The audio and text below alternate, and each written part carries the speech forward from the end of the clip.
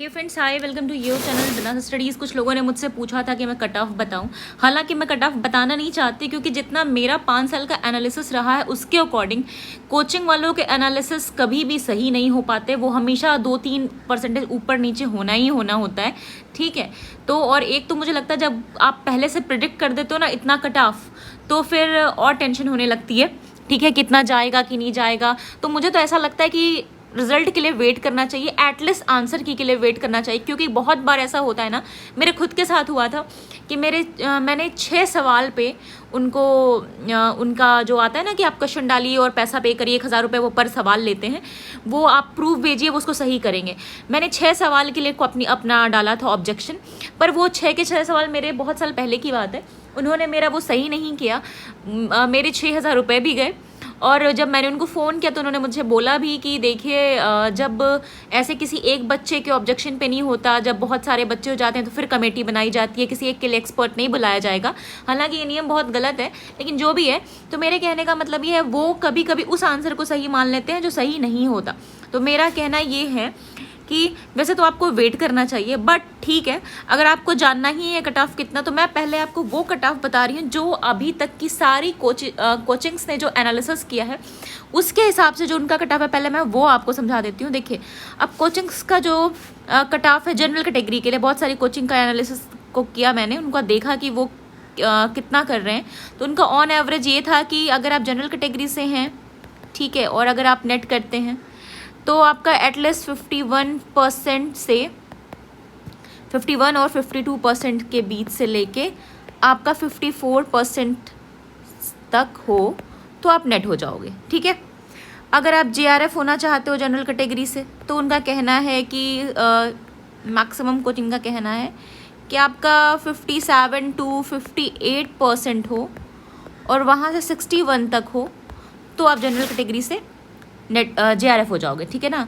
यानी कि नेट के लिए, है ना, आपके 77 to 81 क्वेश्चन सही हों, ठीक है, और आपके JRF के लिए 87 to 92 क्वेश्चन सही हो, ठीक है। ये कोचिंग्स का रेशियो है जो उन्होंने बताया, उनके हिसाब से है।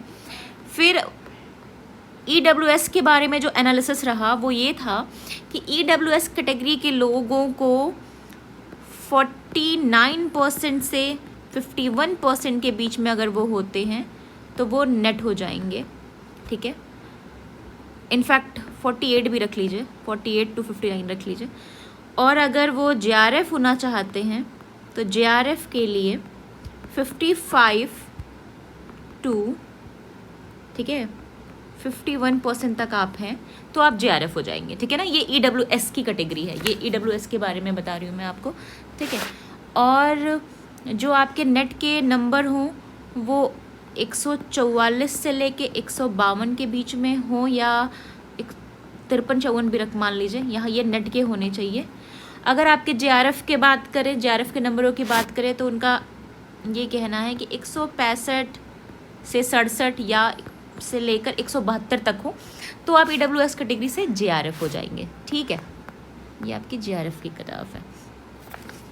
अगर हम बात करें OBC कैटेगरी की, तो OBC कैटेगरी के लिए अगर आपको नेट होना है तो कोचिंग्स का कहना है कि आपको 50% होना होगा, लेकिन यहाँ मेरा कहना है कि 50% से 49% से लेके 50% टू आप 53% तक हैं तो आप नेट हो जाएंगे, ठीक है। जिस हिसाब से पेपर फर्स्ट आया था उसमें मुझे तो ऐसा लगता है कि 48% वाले भी नेट हो जाएंगे, लेकिन चूंकि पेपर सेकंड थोड़ा सा इजी आया था, पेपर सेकंड जो था हिस्ट्री का ना, और जो उसका जनरल पेपर भी था, दोनों थोड़ा सा आसान था, तो उनका ऑन एवरेज निकाल के ना रिजल्ट बनेगा, तो उनका ऑन एवरेज निकाल के तो हो सकता है कि 59 जाए, बट मुझे ऐसा लगता है कि 48% वाले भी हो जाएंगे।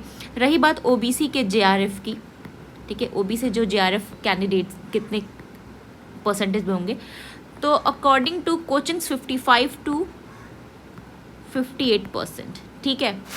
ये आपका जो है आपका JRF का कट ऑफ है, बट मुझे ऐसा लगता है कि यहाँ पे 55 के बजाय अगर 54 भी होगा ना, और 54 to 58% और 57%, तो भी आपके JRF होने के चांसेस हैं पेपर को देखते हुए, ठीक है।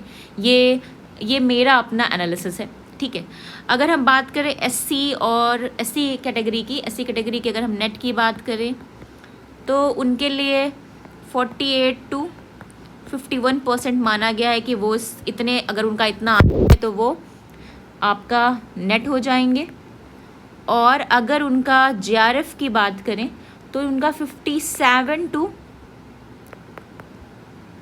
ठीक है, 57% से लेके उनका अगर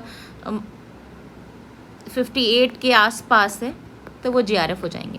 बट मुझे मेरा एनालिसिस ये कहता है कि SC कैटेगरी के नेट के लिए 48 से मुझे लगता है कि 50 के बीच में भी रहेंगे तो भी वो हो जाएंगे, जैसा कि अब तक का मुझे रिज़ल्ट देख के समझ आता है।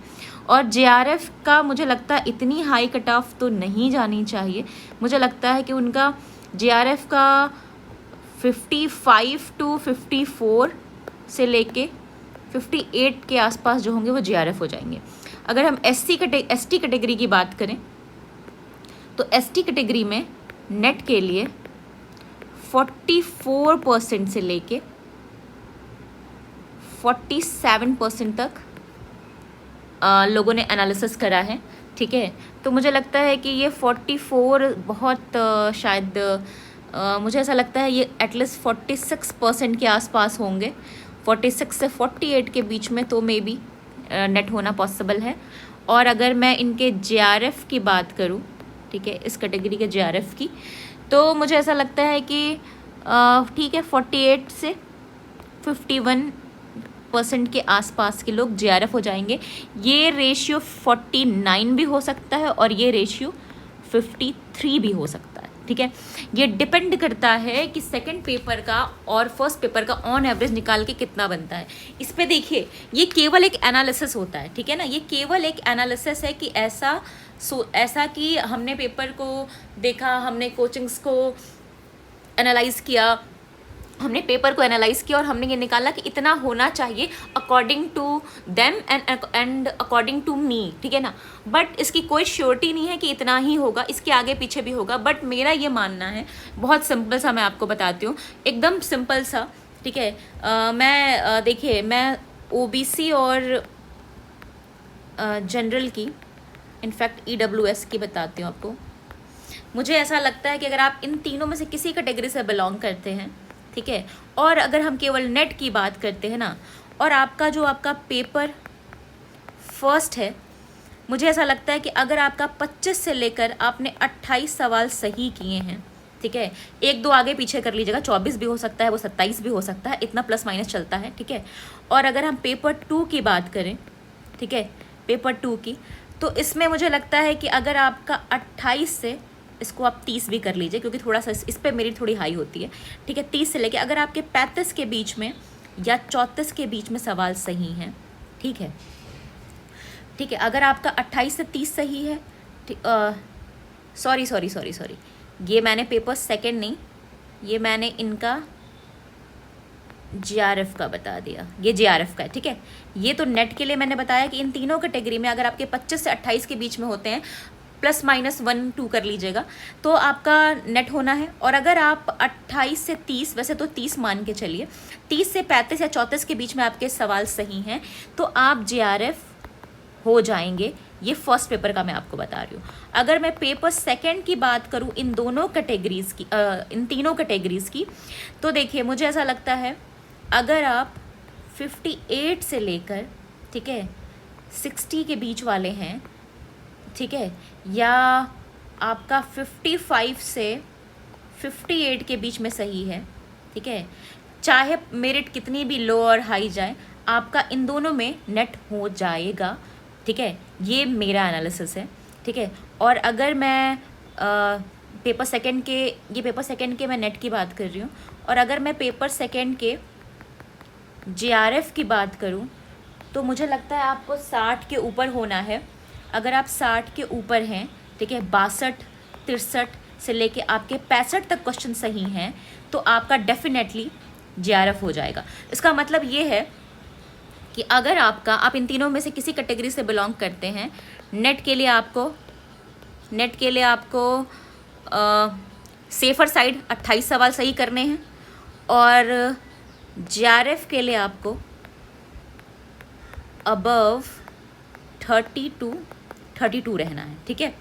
अगर आप सब्जेक्ट की बात करेंगे तो इनमें से तीनों कैटेगरी के लिए आपका 55 से ऊपर 55 से 58 क्वेश्चन तक सही होना चाहिए नेट के लिए। और अगर हम JRF की बात करें तो आपका 60 प्लस जाना चाहिए, एटलीस्ट कम से कम 62 63, तो आप JRF हो जाएंगे, चाहे मेरिट कितनी भी हाई जाए और मेरिट कितनी भी लो जाए। और जब रिजल्ट आएगा तो आप मुझे बताइएगा, ठीक है। और अगर आपकी कोई क्वेरी हो तो मुझे लिख भेजिएगा मेरी मेल ID पे। See you then, take care, bye bye.